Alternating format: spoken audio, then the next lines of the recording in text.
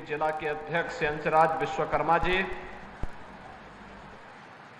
जिला पंचायत अध्यक्ष श्रीमती पूनम मौर्य जी, माननीय कुलपति संपूर्णानंद संस्कृत विश्वविद्यालय प्रोफेसर बिहारी लाल शर्मा जी,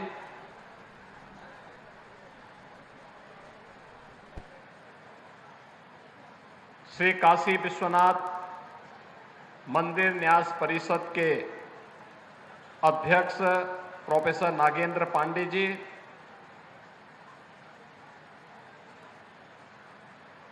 काशी विद्वत परिषद के अध्यक्ष प्रोफेसर वशिष्ठ त्रिपाठी जी,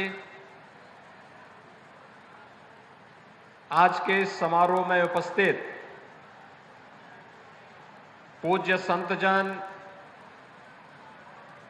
शरणपूर्णा मठ से पूज्य महंत श्री शंकरपुरी जी महाराज, श्री सतवा बाबा आश्रम से महामंडलेश्वर महंत श्री संतोष दास जी महाराज, पाताल मठ के श्री महंत श्री बालक दास जी महाराज, सचिव धर्म संघ शिक्षा मंडल पंडित जगजीतन पांडे जी, उत्तर प्रदेश सरकार के माध्यमिक शिक्षा के अपर मुख्य सचिव श्री दीपक कुमार जी, संपूर्णानंद संस्कृत विश्वविद्यालय के हमारे सभी सम्मानित आचार्यगण, विभिन्न संस्कृत विद्यालयों के सभी प्रधानाचार्य और अन्य सम्मानित आचार्यगण, आज के इस गरिमामय समारोह में उपस्थित काशी के सभी हमारे वरिष्ठ नागरिकगण, विभिन्न क्षेत्रों से उपस्थित महानुभाव और मेरे प्यारे छात्र छात्राएं, मैं सबसे पहले तो संपूर्णानंद संस्कृत विश्वविद्यालय के कुलपति जी का हृदय से आभार व्यक्त करता हूं कि उन्होंने दीपावली के ठीक पहले इस समारोह के लिए संस्कृत विश्वविद्यालय को अपना तैयार किया और यहां पर आज ये समारोह हो रहा है।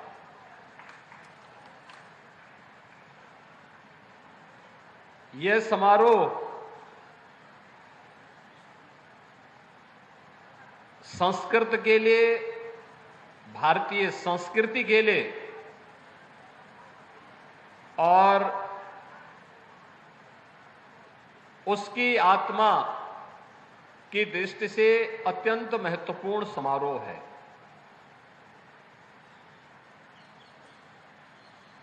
इस समारोह की ऊर्जा क्या है, अगर इसका एहसास करना है तो जब मैं इस प्रांगण में प्रवेश किया और मंच पर भी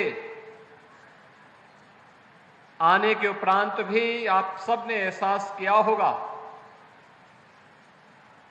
कि स्वस्ति वाचन और मंगलाचरण, वैदिक मंगलाचरण के कार्यक्रम जब यहां पर संपन्न हो रहे थे,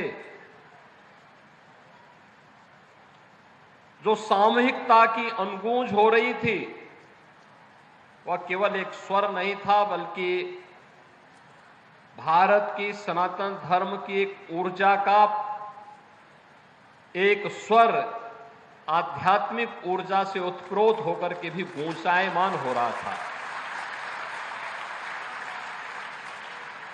संस्कृत को अगर समझना है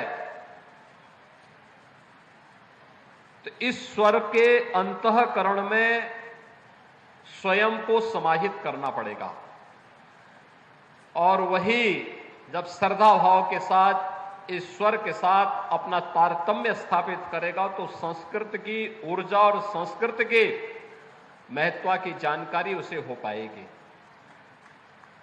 और इसी ऊर्जा से संपूर्ण उत्तर प्रदेश ओतप्रोत हो। इस ऊर्जा से युक्त युवाओं की एक बड़ी फौज खड़ी हो और हर सनातन धर्मावलंबी इस ऊर्जा के साथ आज प्लावित हो सके, इस दृष्टि से इस समारोह के साथ हम दीपावली के ठीक पहले देश के सबसे प्राचीन इस संस्कृत विश्वविद्यालय में डॉक्टर संपूर्णानंद जी के नाम पर स्थापित संपूर्णानंद संस्कृत विश्वविद्यालय के साथ जुड़ रहे हैं।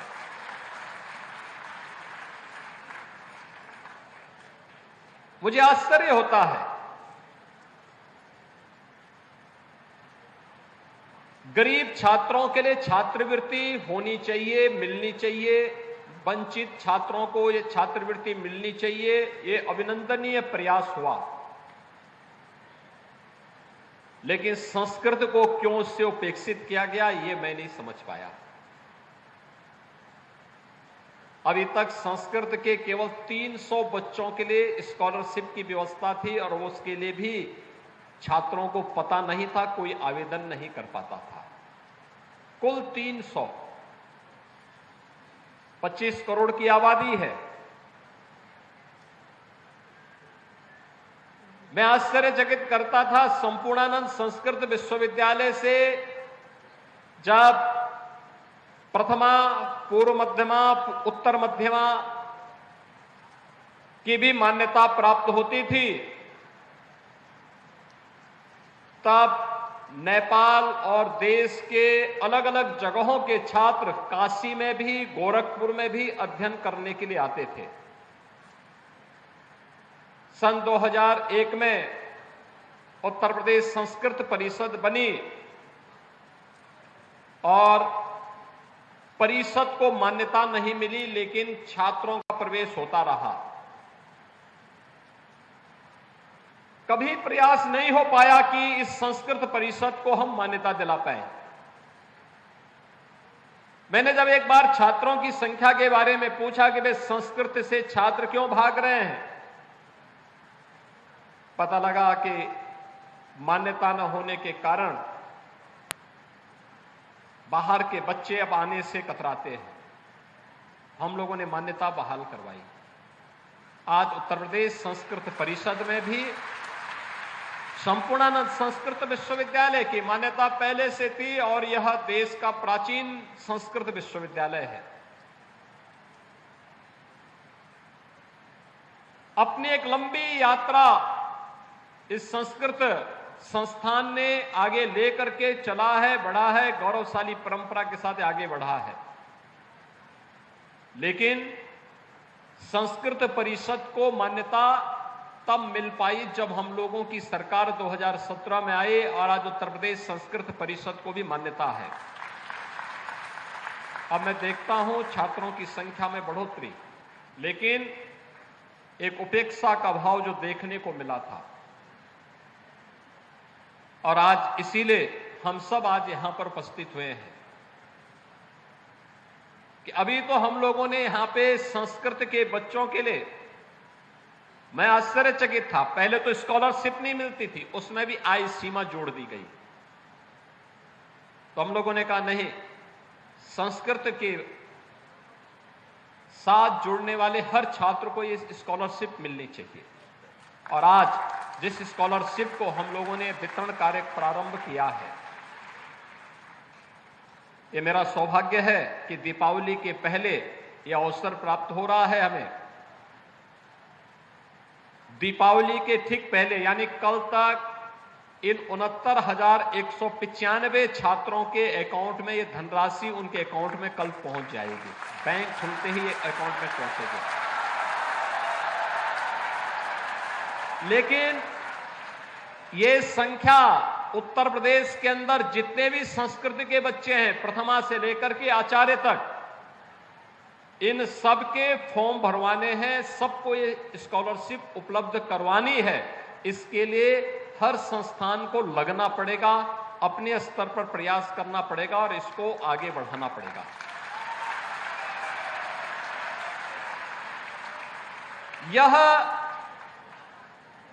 ये भारतीय जनता पार्टी नेतृत्व की प्रधानमंत्री मोदी जी के मार्गदर्शन और नेतृत्व में चलने वाली डबल इंजन सरकार की भारतीय संस्कृति के प्रति, आपके योगदान के प्रति कृतज्ञता ज्ञापित करने का एक अवसर है और उस अवसर पर इस छात्रवृत्ति को आपको समर्पित करते हुए मुझे अत्यंत प्रसन्नता की अनुभूति हो रही है।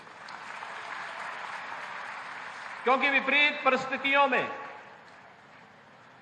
संस्कृत को बचाए रखने, उसके संरक्षण के लिए, उसके संवर्धन के लिए जो प्रयास आप सबके स्तर पर हुआ है,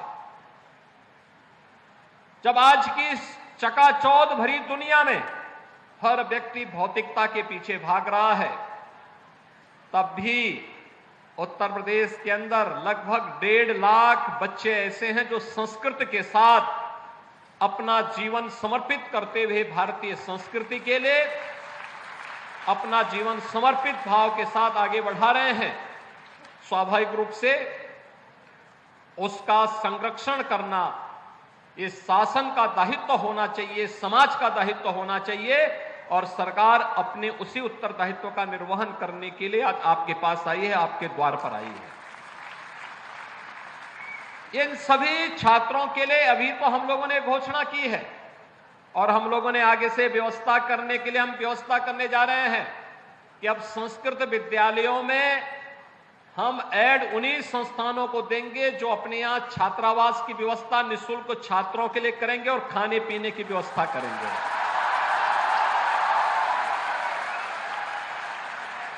जहां पर भी कोई व्यक्ति, कोई आश्रम, कोई न्यास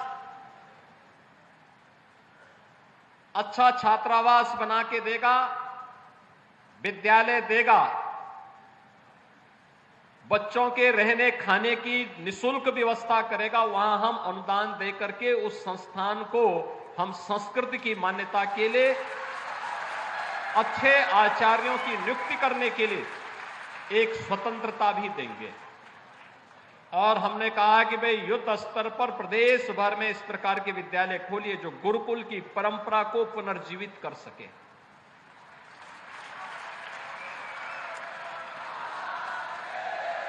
क्योंकि ये परंपरा ही हमारी वास्तविक ताकत है। इस परंपरा ने ही भारत को विश्व गुरु के रूप में स्थापित किया। इस परंपरा के कारण ही विपरीत परिस्थितियों में भी भारतीय संस्कृति, हमारी सनातन संस्कृति तमाम झंझावतों का मुकाबला करते हुए भी आज जीवित बनी हुई है, सुरक्षित है और दुनिया का मार्गदर्शन करने के लिए आज प्रधानमंत्री मोदी जी के नेतृत्व में उठ खड़ी हुई है।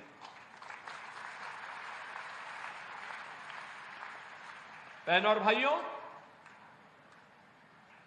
मुझे लगता है कि अब ये समय प्रधानमंत्री मोदी जी के नेतृत्व में भारतीय सभ्यता, संस्कृति, सनातन धर्म और भारत का समय आ गया है और भारत के इस समय को, संस्कृति को नेतृत्व देने के लिए अपने आप को तैयार करना होगा। इसके लिए आज मैं आपके पास आया हूं। अभी ये स्कॉलरशिप प्रथमा से लेकर के प्रथमा के बच्चों को अब तक स्कॉलरशिप नहीं मिलती थी। हमने कहा नहीं भी, उन बच्चों को भी स्कॉलरशिप दीजिए। संपूर्णानंद संस्कृत विश्वविद्यालय सबसे पुराना विश्वविद्यालय, यहां के बच्चों को स्कॉलरशिप नहीं मिलती थी। हमने कहा नहीं, वहां पर पहले व्यवस्था वहीं से शुरुआत करनी है और आज इसीलिए हम लोग आए हैं। इसलिए सभी बच्चे अपना अकाउंट जिन लोगों ने खोल लिया है और जिन्होंने अपने फॉर्म भर लिए हैं, उनका स्कॉलरशिप कल तक उनके अकाउंट में पहुंचेगा। जिन्होंने नहीं खोला है वे भी तत्काल लग करके अपना अकाउंट खोलेंगे। माध्यमिक या उच्च शिक्षा विभाग, उत्तर प्रदेश शासन इसको देख रहा है। वे स्वयं इस बात को सुनिश्चित करें कि हर एक बच्चे का स्कॉलरशिप के लिए अकाउंट खुल जाए और ऑनलाइन उनकी स्कॉलरशिप उनके अकाउंट में वर्ष में 2 बार जाती रहे, जिससे उसको इधर उधर कहीं भी अन्य कार्यों के लिए इधर उधर जाने की आवश्यकता न पड़े। इसके बाद संस्कृत में विशेष शोध के लिए संस्कृत केवल देववाणी ही नहीं है, बल्कि यानी केवल यह इस लोक और परलोक में ही संवाद का माध्यम नहीं है, देवगणों से ही संवाद का माध्यम नहीं, बल्कि ये भौतिक जगत की तमाम समस्याओं का वैज्ञानिक रीति से सुलझाने का एक माध्यम भी बने, इस पर शोध करने के एक विशिष्ट कार्यक्रम को आगे बढ़ाने की आवश्यकता है। आपने देखा होगा, हम लोगों ने काशी हिंदू विश्वविद्यालय में एक वैदिक विज्ञान का एक केंद्र बनाया है। वैदिक विज्ञान का एक केंद्र भारत की प्राचीन संस्कृति पर विशिष्ट शोध को बढ़ावा देने के लिए, और मुझे लगता है संस्कृत को इसके शोध का केंद्र अपने आप को बनाना पड़ेगा।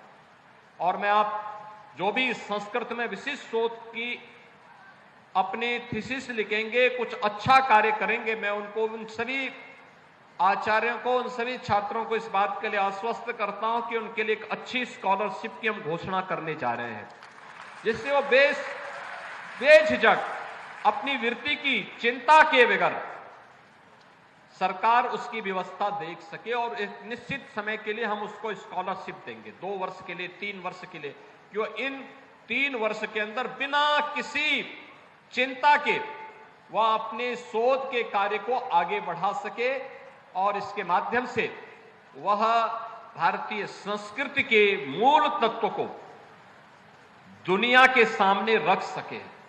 यह आज की सबसे बड़ी आवश्यकता है। सज्जनों, जब हम संस्कृत की बात करते हैं तो मैं यहां पर महर्षि अरविंद की कुछ बातों को आपके सामने रखना चाहता हूं। एक बार उनसे पूछा गया कि भारत का सबसे बड़ा खजाना क्या है। महर्षि अरविंद बचपन में ही उनके पिता ने उन्हें पढ़ाई करने के लिए इंग्लैंड भेज दिया था, विदेशों में पढ़े थे, लेकिन जब वापस आए, भारत के बारे में उन्होंने जानकारी ली, भारत के मूल तत्व को उन्होंने जाना, तो उन्होंने पहले ब्रिटिश हुकूमत की चाकरी करने से इनकार कर दिया। फिर उन्होंने कहा कि मैं भारत के लिए कुछ विशिष्ट करूंगा, इसके लिए वह क्रांतिकारी अभियान के साथ जुड़े और बाद में पांडिचेरी में जाकर के एक आश्रम बना करके भारत की आध्यात्मिक परंपरा को आगे बढ़ाने के लिए अरविंद आश्रम के माध्यम से उन्होंने अपने कार्य को आगे बढ़ाया। महर्षि अरविंद से जब पूछा गया कि आखिर क्या है भारत का सबसे बड़ा खजाना, तो उन्होंने कहा कि अगर कोई मुझसे पूछे कि क्या है भारत का सबसे बड़ा खजाना, उसकी सबसे बड़ी विरासत क्या है, तो मैं बिना किसी संकोच के जवाब दूंगा कि संस्कृत भाषा और उसका साहित्य हमारा सबसे बड़ा खजाना है। यह एक शानदार विरासत है और जब तक हमारे लोगों के जीवन को प्रभावित करती है, तब तक भारत की मूल प्रतिभा बनी रहेगी। यह यानी एक वह ऋषि जिन्होंने भारत की स्वतंत्रता का उद्घोष पहले ही कर दिया था, 1947 के पहले ही जिन्होंने कह दिया था कि जिस दिन मेरा जन्मदिन होगा, आगामी कुछ वर्षों में उस तिथि को यह भारत आजाद भी होने वाला है। ऐसे महर्षि अरविंद संस्कृत के बारे में इस प्रकार के उदात्त विचारों को हम सबके सामने रखते हैं। दुनिया का हर वह व्यक्ति जो मानवता का पक्षधर है, जो वास्तव में सर्वांगीण विकास का पक्षधर है, वह संस्कृत का हिमायती है। आज की जो आधुनिक तकनीक आई है, इस तकनीक ने भी स्वीकार किया है कि चाहे वह कंप्यूटर साइंस हो, चाहे वह आर्टिफिशियल इंटेलिजेंस हो, ये सब इस बात को स्वीकार करते हैं कि इसके सबसे सहज और सरल माध्यम कोई एक भाषा बन सकती है, तो वह संस्कृत बन सकती है। इसके लिए आप सबको अपने आप को तैयार करना होगा। आप सबको इसके लिए अपने आप को तैयार करना होगा और इसीलिए इस आधुनिक और पुरातन परंपरा को जोड़ने के लिए, विरासत को विकास के साथ जोड़ने के लिए प्रधानमंत्री मोदी जी के नेतृत्व में देश के अंदर जो अभिनव प्रयास हुए हैं, उसका केंद्र बिंदु फिर से हमारी आध्यात्मिक और सांस्कृतिक राजधानी काशी बने। काशी से संदेश फिर से जाए, इस कार्यक्रम को हम मजबूती के साथ आगे बढ़ा सकें, यह आज की सबसे बड़ी आवश्यकता है। जितने प्राचीन परंपरा उतने ज्यादा पर्व और त्योहार। आखिर पर्व और त्योहार तो उन्हीं के पास होंगे जिनकी विरासत जितनी प्राचीन होगी। अभी धनतेरस से लेकर धन्वंतरी जयंती से लेकर के और आगे छठ तक पूरा समारोह पे समारोह होते हुए दिखाई देंगे। सर्वत्र एक उल्लास होगा, खुशी होगी और एक खुशी संस्कृत के समर्थकों के मन में भी, भारतीय संस्कृति के प्रति अनुराग का भाव रखने वाले हर व्यक्ति के अंदर भी दिखनी चाहिए। और उसी भाव के साथ आज मुझे यहां संपूर्णानंद संस्कृत विश्वविद्यालय के प्रांगण में आप सभी संस्कृत जनों के साथ में, सुधी जनों के साथ में आज संवाद करके इस कार्यक्रम का शुभारंभ करते हुए मुझे प्रसन्नता की अनुभूति हो रही है। आज के इस अवसर पर मैं एक बार फिर से जिन छात्रों को ये स्कॉलरशिप मिलने जा रहा है,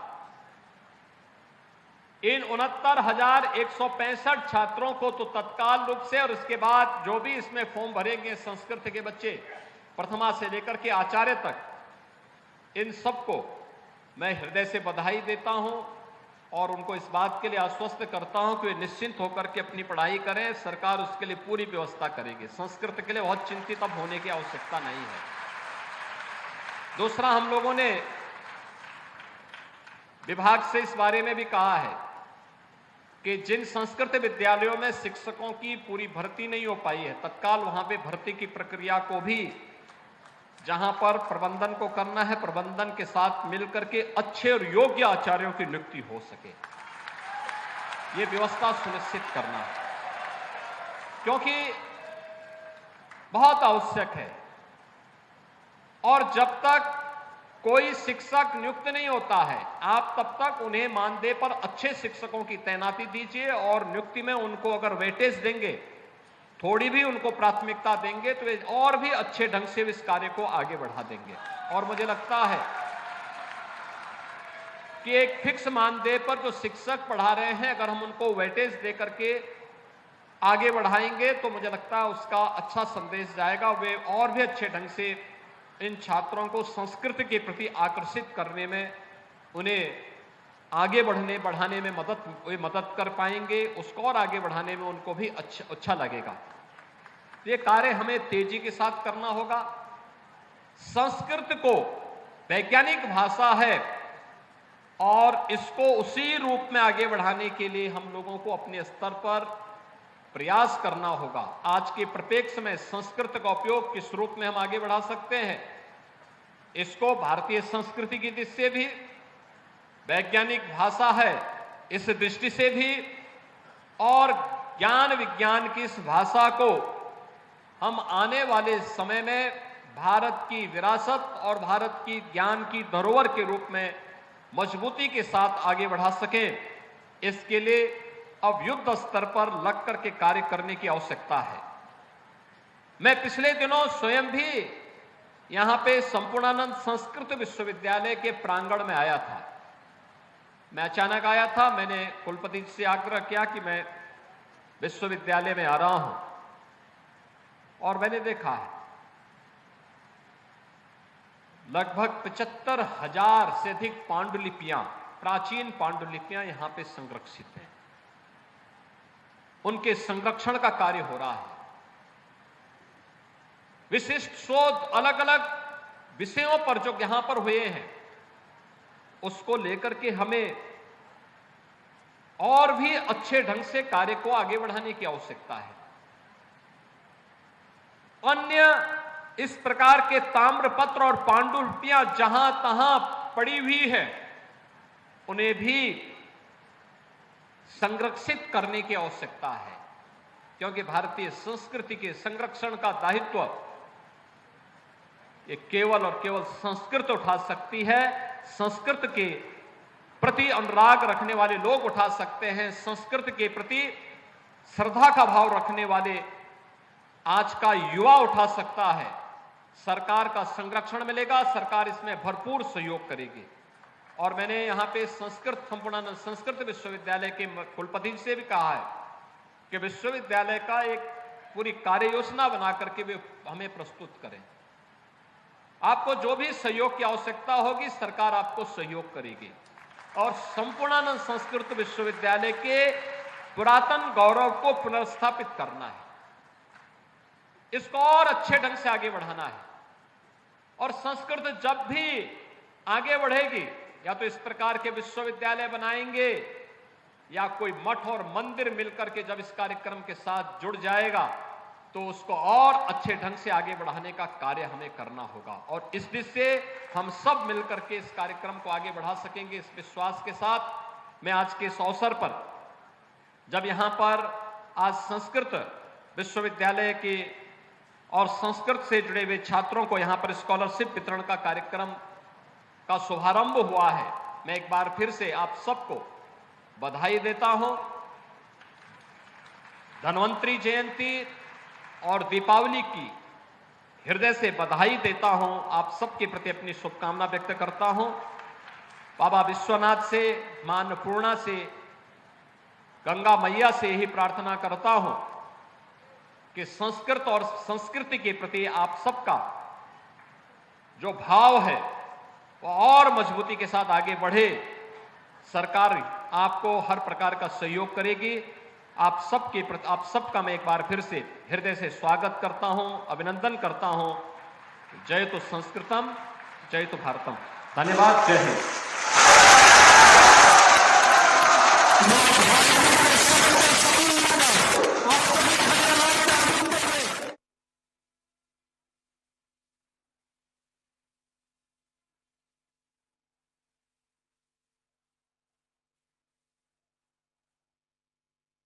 मुख्यमंत्री योगी आदित्यनाथ को आप वाराणसी से सुन रहे थे। संस्कृति वैज्ञानिक भाषा है। सीएम योगी आदित्यनाथ की ओर से अपने संबोधन के दौरान कहा गया, संस्कृति को हमें आगे बढ़ाना है। सीएम योगी आदित्यनाथ का संबोधन आप सुन रहे थे। ये समारोह हमारी संस्कृति के लिए महत्वपूर्ण है।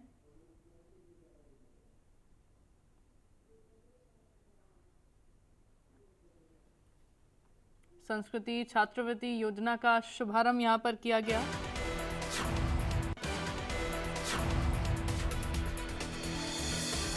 वाराणसी से बड़ी खबर आपको बता रहे हैं इस वक्त की। सीएम योगी आदित्यनाथ का ये बयान सामने आया। उन्होंने कहा ये समारोह हमारी संस्कृति के लिए महत्वपूर्ण है। गरीब छात्रों के लिए बेहद महत्वपूर्ण ये योजना है। ये समारोह हमारी संस्कृति के लिए महत्वपूर्ण है। संस्कृति वैज्ञानिक भाषा है।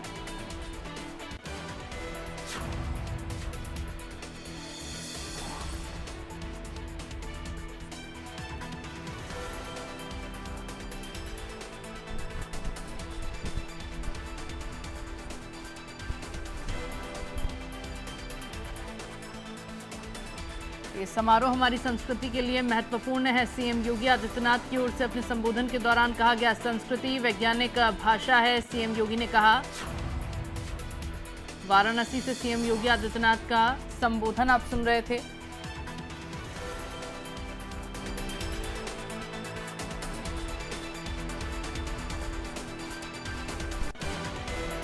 और खबरों में फिलहाल के लिए इतना ही। आप देखते रहिए इंडिया न्यूज उत्तर प्रदेश उत्तराखंड।